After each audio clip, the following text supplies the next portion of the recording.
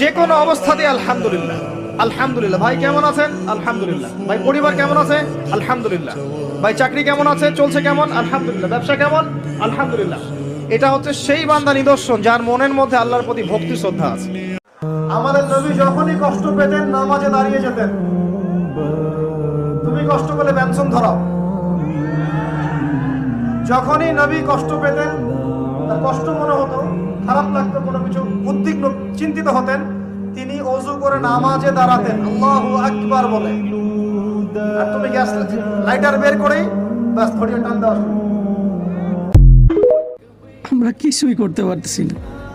আমরা শুধু ঘরে বসে আল্লাহর কাছে দোয়া ছাড়া আর কিছুই করতে পারতেছি। ফিলিস্তিনের একটা একটা ভিডিও আমার সামনে আসতেছে আর আমার মন ছিদ্র হয়ে ছিঁড়ে যেতেছে। আল্লাহ, তুমি তো সর্বশক্তিমান, তুমি তো জানো আমাদের মনের খবর, আমাদের ফিলিংসটা, আমরা কি করতে চাইতেছি সেটা তো তুমি জানো। আল্লাহ, তুমি আমাকে এতটুকু শক্তি দিতা, আমি জানি পুরো ইসরায়েলকে একাই ধ্বংস করতে পারতাম। এসব দেখে আর সহ্য হচ্ছে না। আল্লাহ, তুমি একটা সঠিক বিচার করো। দুইটা জিনিস আপনাকে চিরস্থায়ী শান্তি দিবে। এক, 5 ওয়াক্ত নামাজ জামাতের সাথে পড়বেন, মনটা প্রশান্তি দিয়ে ভরে যাবে, দেখবেন ইনশাআল্লাহ। শুধু ট্রাই করে দেখেন না ভাই, 40টা দিন ট্রাই করে দেখেন। আর 2 নম্বর জিনিস হচ্ছে, এটা আরো বড় অস্ত্র। 5 ওয়াক্ত নামাজের সাথে আপনাকে ডেইলি কোরআন তেলাওয়াত করতে হবে, মিনিমাম 1 থেকে 2 ঘন্টা।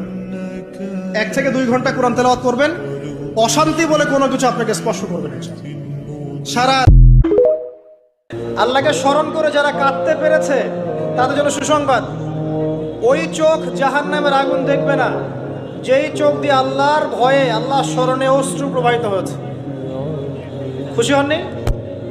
সেই চোখ জাহান্নামের আগুন দেখবে না যেই চোখ আল্লাহর ভয়ে কেঁদেছে। আল্লাহ পাক আমাদেরকে তার ভয়ে কাঁদার তৌফিক দান করুন, আমিন। যত বেশি দরুদ পড়বেন আপনার টেনশন তত কমে যাবে। ফজিলত শোনেন, যত বেশি দরুদ পড়বেন আপনার টেনশন দুশ্চিন্তা তত কমে যাবে। যত বেশি দরুদ পড়বেন আল্লাহ তত রহম করবে আপনাকে, আপনার গুনাহ তত মাফ হবে, আপনার নেকির পাল্লা তত ভারী হবে, এবং মুহাম্মদ সাল্লাল্লাহু আলাইহি ওয়াসাল্লামের সুন্নতের উপর আমল করা আপনার জন্য সহজ হবে। আর সবচেয়ে বড় কথা, কিয়ামতের দিন আপনার পক্ষে নবী সাল্লাল্লাহু আলাইহি ওয়াসাল্লাম স্বয়ং সুপারিশ করবেন ইনশাআল্লাহ, যদি আপনি বেশি বেশি দরুদ পড়তে পারেন। একজন ফিলিস্তিনি বা মুজাহিদ অথবা একজন শিশু জীবিত থাকা পর্যন্ত লড়াই চলবে। যদি 100% মুসলমানকে মেরে শেষ করে ফেলে, তবু অস্ত্র বিরতি দেওয়া যাবে না। আরবের সমস্ত রাষ্ট্রদেরকে একত্রিত হয়ে ওদের বিরুদ্ধে অস্ত্র করতে হবে। সমস্ত মুসলিমদেরকে এইসব ওআইসি ফেলেন, এইসব ওআইসি, পিএলও, হাবিজাবি সব রাখেন। যাদের কাছে সামর্থ্য আছে, শক্তিশালী মুসলিম কান্ট্রি, ওদের সবাইকে এক টেবিলে বসতে হবে।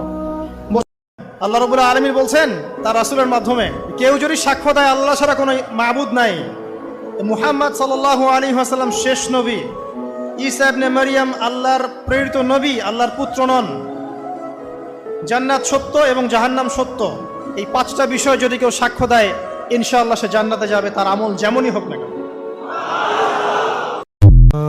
আল্লাহকে বন্ধু বানাই, আল্লাহকে বন্ধু বানাই। আমিও আল্লাহর চাইতে প্রিয় আর কি, আল্লাহর চাইতে আপন আর কি।